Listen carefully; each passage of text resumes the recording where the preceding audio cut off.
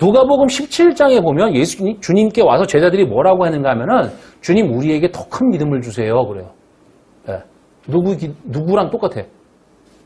지금 이거 하는 사람들이랑 똑같잖아요. 우리도 옛날에 그랬잖아요. 그럴 때 주님이 뭐라고 하셨는가 하면은 겨자씨만한 믿음이 있다면 이 산을 들어서 저 바다에 던져라. 그랬어요. 그러면은 여러분 또 이 산을 들어 저 바다에 던진다라는 말이나 혹은 거기 나오는 이 뽕나무가 뿌리째 뽑혀 바다에 섬침기우라는 그 성경에 두 가지 개념이 있죠. 그 뽕나무가 아니고 무화과나무라고 했어요. 근데 두 가지 개념이 있는데 이거는 유대인들이 가지고 있는 일종의 속담이에요. 그거는 주님이 새롭게 만들어낸 말이 아니에요. 그거 속담이야. 그냥 그들이 갖고 있는 말. 그러니까 그거는 이런 말이에요. 전혀 되지 않는 일을 시도를 하면 그 속담을 말해준다고요. 그러니까 우리 같은 경우는 뭐가 있어요? 서쪽에서 해가 뜨냐? 이렇게만 하잖아요. 그러니까 전혀 안 될 거를 누군가가 하면 야, 그런다고 서쪽에서 해가 뜨겠니? 그러잖아요. 그거와 똑같은 말이에요. 그 두 가지 말이. 그러니까 주님은 뭐라 그러면 근데 거기서 주님은 뭐라 그런 거냐면은 서쪽에서 해가 뜬다니까 이렇게 말을 한 거예요. 주님은 그 말을 가지고 워드 플레이를 하신 거예요. 자, 그러면 서쪽에서 해가 뜰 만한 일은 세상에서는 어때요? 그런 일은 세상에서 있을 수 없는 일이지, 그거. 그죠? 지구가 망하지 않느냐는 그런 일은 없잖아. 그러면 세상에서 있을 수 없는 일, 세상에서 있어서는 안 될 일이 뭐냐고요? 뭐예요? 세상에서 있어서는 안 된 일, 있을 수 없는 일이 뭡니까? 그 말씀에서 보자면 우리가 구원받는 일이에요. 이건 똑바로 아셔야 돼요, 여러분들이. 우리가 생명을 얻는 일이란 말이에요. 이건 있으면 안 되는 일이에요. 제 말을 잘 이해하세요. 우리가 구원 받으면 되나요, 안 되나요?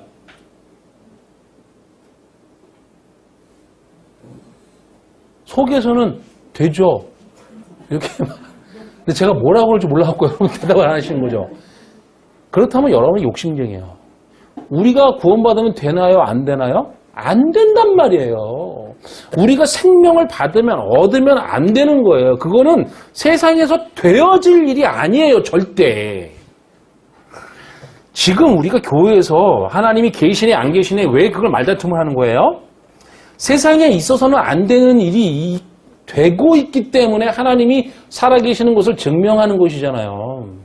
예? 되고 있기 때문에 우리가 생명을 얻고 우리가 진리를 깨닫고 우리가 하나님의 말씀을 마음에 갖는 일은 세상에서는 안 되는 일이라는 말이에요.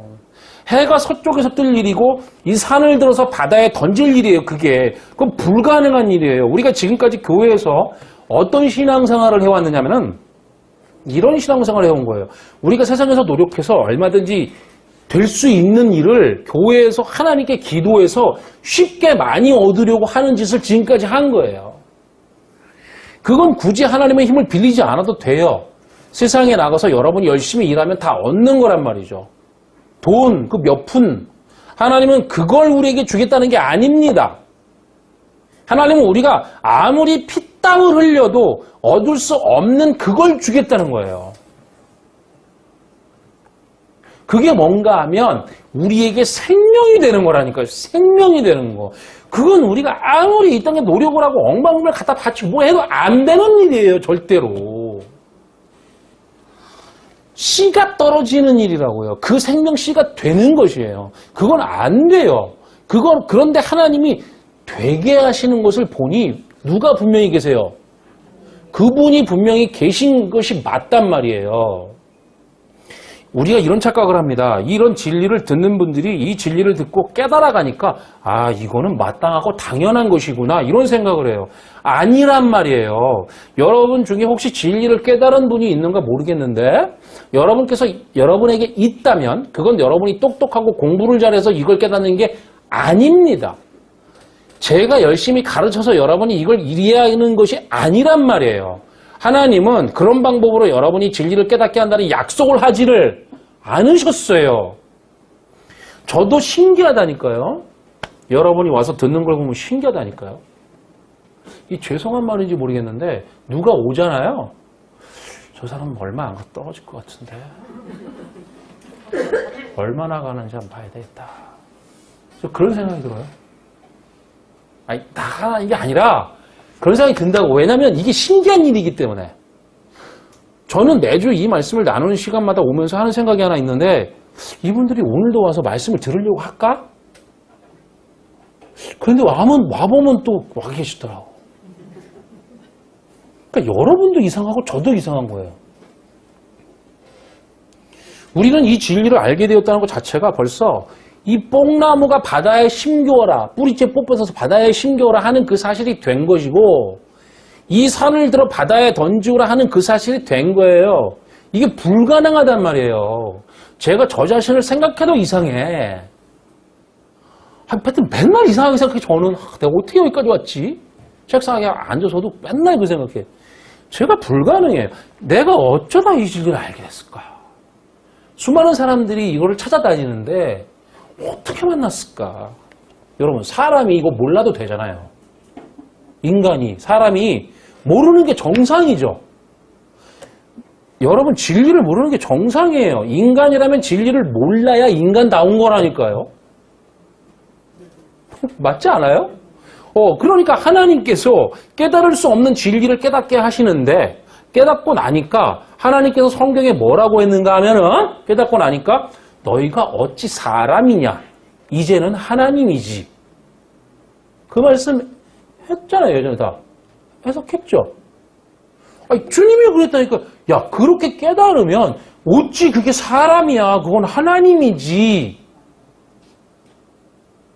그러니까 사람은 그걸 깨닫는 게 불가능한 거고 비정상이라 이게 그게. 깨닫는 게.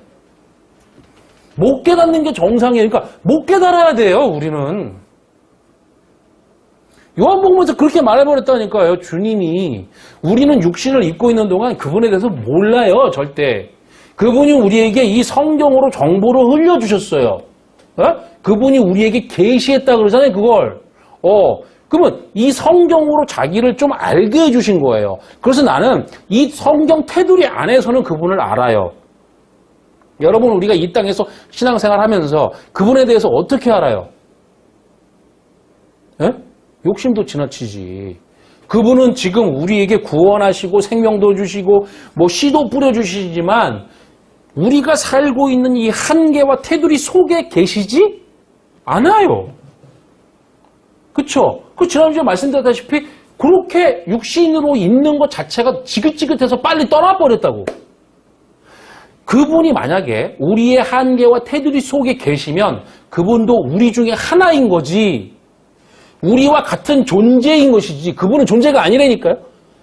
존재가 되는 것이지 어떻게 그분이 하늘에 계실 수 있어요. 그런 게 아니라니까요. 근데 우리는 그분을 마치 우리 세계에 있는 어떤 것처럼 생각을 해. 그러니까 우리가, 교회가 하나님을 굉장히 제한해. 엄청나게 제한해.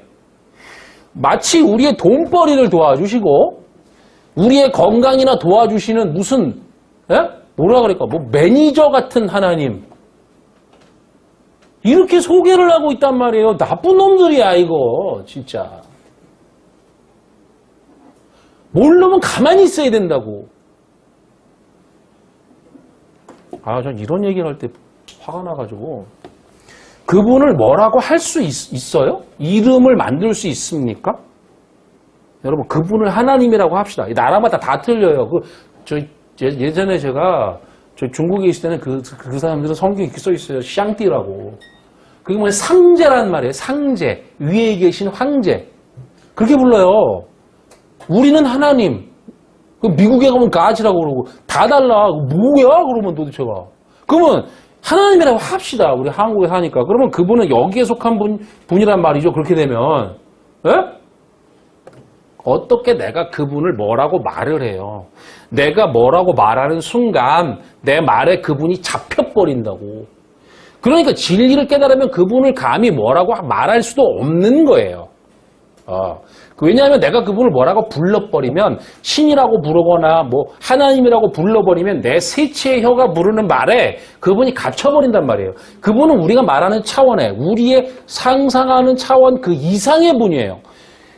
아니, 지금 제가 말하는 이 표현도 말이 안 되는 거예요. 우리 생각 밖에 계시는 분이라니까. 우리가 믿는다고 하는 분이 그런 분이에요. 자, 그래서 보세요. 제자들이 우리에게 믿음을 더 크게 주세요 하니까 그때 주님이 하신 말이 그거예요. 네 믿음이 겨자씨 하나 같으면, 그러니까 겨자씨가 진짜 작아요. 제가 가지고 있어요. 겨자씨를 제가 사왔거든. 그러니까 그게 이스라엘에 가니까 한국 사람들이 겨자씨를 그렇게 찾더래. 아시겠죠? 이거 뭔지. 그래갖고 그 사람들이 요만한 그 비닐봉지에다가 담았어. 겨자씨를. 그래갖고 파는 거예요. 이거를. 한국 사람들한테. 근데 진짜로 더 작은 씨도 있어요. 잔디씨가 더 작아요. 예. 아니 지금 제자들은 뭘 얘기했어요? 큰 거. 큰 믿음이요. 이게 아마도 교회에서 원하는 걸 거예요. 내 믿음이 약하니 강한 믿음 달라는 얘기나 내 믿음이 작으니 뭐 큰 믿음을 달라는 얘기나 평생 우리가 하나님께 기도했던 주제란 말입니다. 이게 그러면 이미 그것을 누가 했냐면은 2000년 전에 제자들이 이미 했던 거예요. 큰 믿음 주십시오. 그때 주님이 책망하셨어요. 너희 믿음이 겨자씨만 하다면 이렇게 말해버렸다고.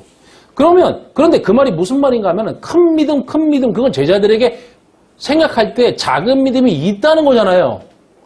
그러면 작은 믿음이 있는데 큰 믿음을 달라고 하는 것은 이것은 믿음이 아니라는 거예요. 그렇게 말하는 거는. 믿음을 모르니까 그렇게 요구하는 것이라는 거예요. 그러면 진짜 믿음이 뭐예요? 크고 작고의 문제가 아니라는 거예요. 믿음은 능력이 있다, 능력이 없다의 문제가 아니고 크다, 작다의 문제가 아니라는 거예요. 뭐라고 묻냐? 생명이 있느냐라고 묻는 거예요.